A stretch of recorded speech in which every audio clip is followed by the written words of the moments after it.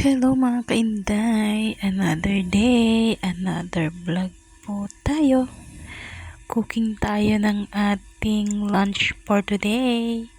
So, yan ang ating lunch mga kainday. It's so yummy. Nag-fried lang tayo dyan. And then, gagawa tayo dyan ng ating sausawan. So, yan. Biningin muna natin the other side para maluto siya. So, yan na.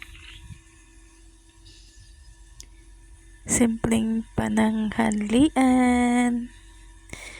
So, tingnan natin kung tender na siya. So, yan. Yan ang ating ulam. At mayroon tayo dyang ginawang sausawan. So, perfect na yan for lunch. Ayan ang ating sausawan. Lalagyan natin yan ng soy sauce. Ayan, it's so yummy. Thank you for watching. It's so yummy lunch.